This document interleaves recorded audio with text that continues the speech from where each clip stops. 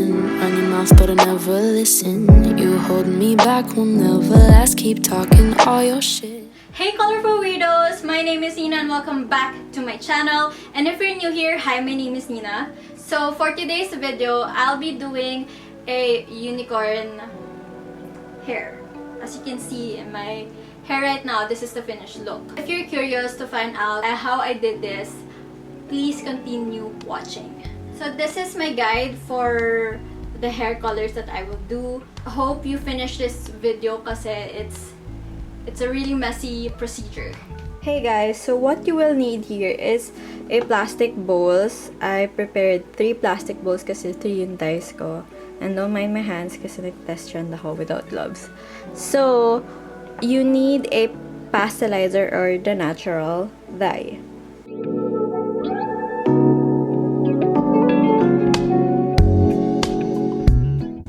Then, I'm gonna use Rose Quartz Dye Btch conditioner.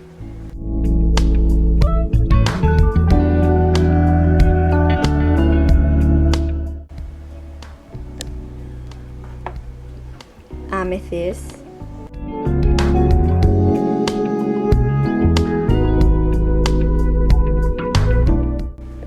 And Saphire, my favorite one.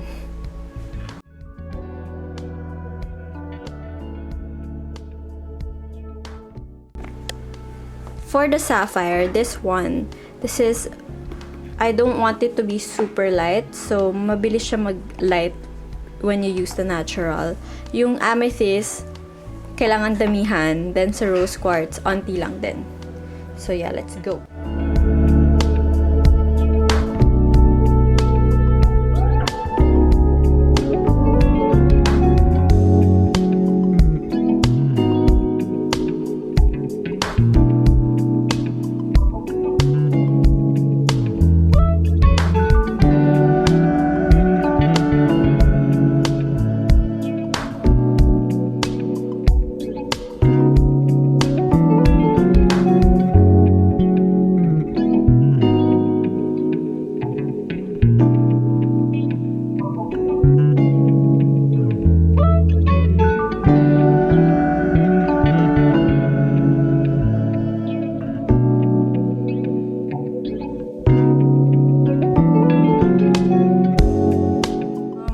Since I know na kung ano yung color nito, I swatch it kasi with the paper. Do that too, if you can. I also did a test strand, so kaya alam ko na din kung ano yung kalabasan. So, eto yung colors na gagamitin ko. Ito talaga. So, yeah. So, I need help. Call a friend if you need pag ganitong hair style. So, I'm gonna ask my sister here. She's gonna color my hair. She's gonna help me color my hair. Okay. Okay. So, what my sister is doing right now, she's sectioning my hair into 3 parts. So, top, middle, and then bottom.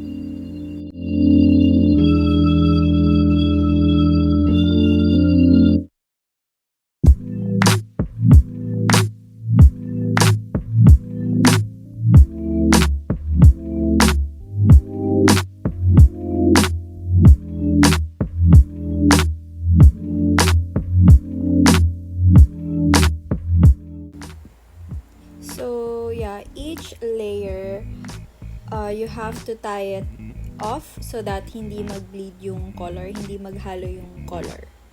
Kaya isa-isa siya tinatali.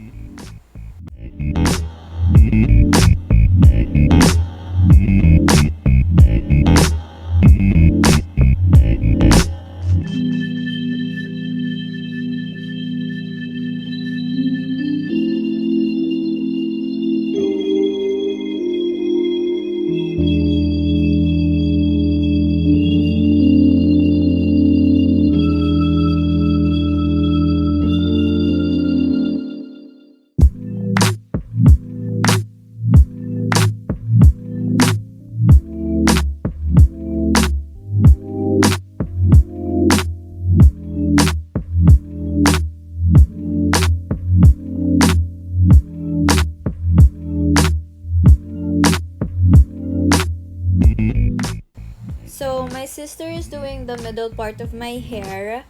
Then, as you can see dun sa under part of my hair, nakatali na lahat. So, yun yung gagawin niya din sa middle part ng hair ko. And then, yeah, as much as possible, sana nakatali na lahat before you dye your hair para it's easier for you, para hindi mag-bleed yung colors and stuff like that.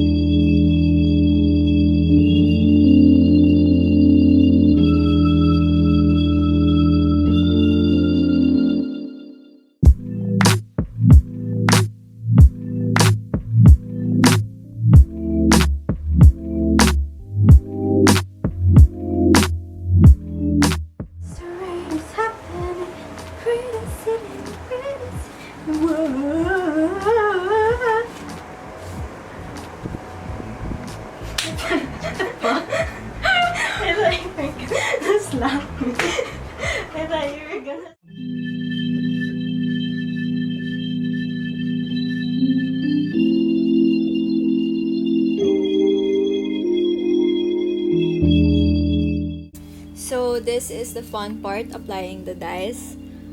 So make sure to apply the colors alternately, and then make sure the colors don't end up beside each other. For example, don't put pink next to a section that is already pink because magiging ano lang siya, random big chunk of pink. Yun.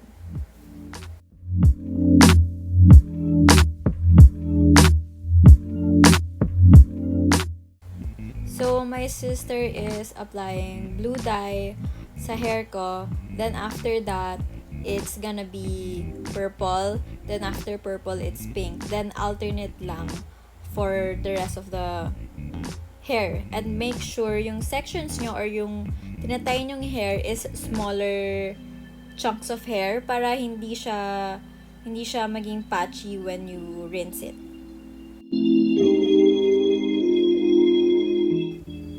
So, ito yung reference namin. I got this from Pinterest. So, feel free then to take a screenshot. I just edited the colors. So, may purple, pink, and blue. This is how I achieve my unicorn hair.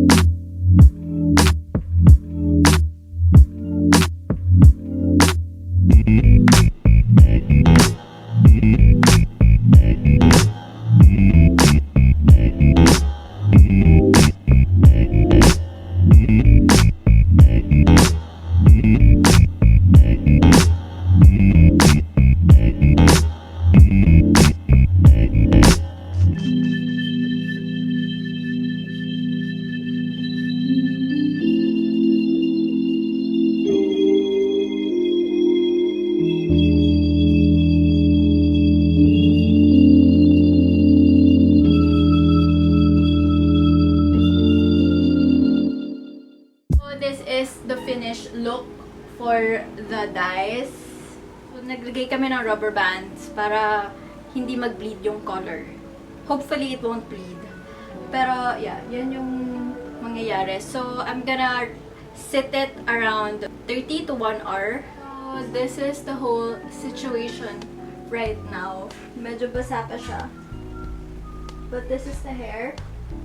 We'll see. Buti kumapit siya. We'll see kung ano itsura niya pag dry hair.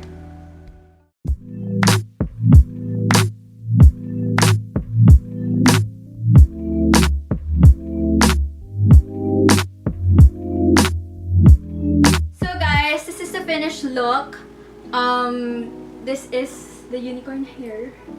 I love it. Yes, my hair got shorter because I cut it and then nilayered na lang ng sister ko. Because I don't want it too long. I just want it like here. My hair is always here or shorter. Yeah, medium or shorter hair. So, yeah, that's what I do. So, nag-overpower si purple because nahalo-halo namin yung pink and purples. But, may mga ibang pinks naman.